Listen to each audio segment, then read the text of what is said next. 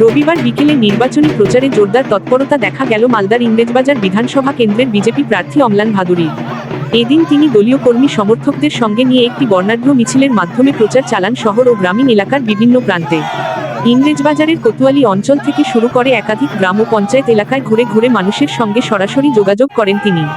নিমাসরাই, জো তারাপুর সহ বিভিন্ন এলাকায় পায়ে হেঁটে প্রচার চালিয়ে ভোটারদের কাছে বিজেপির পক্ষে সমর্থন জানানোর আবেদন করেন।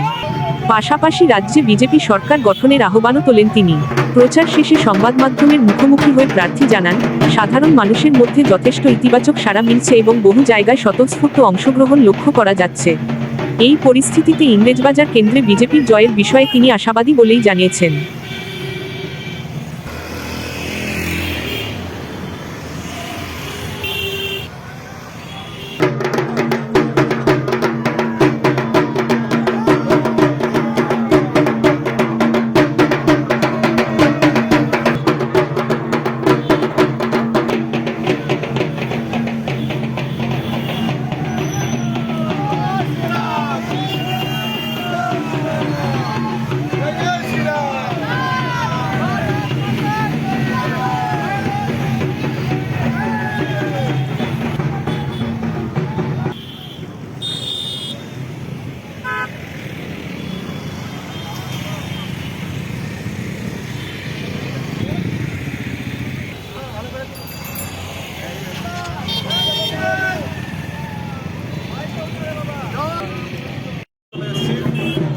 অঞ্চল আজকে আমরা পরিক্রমা করবো, ভোটের প্রচার করবো।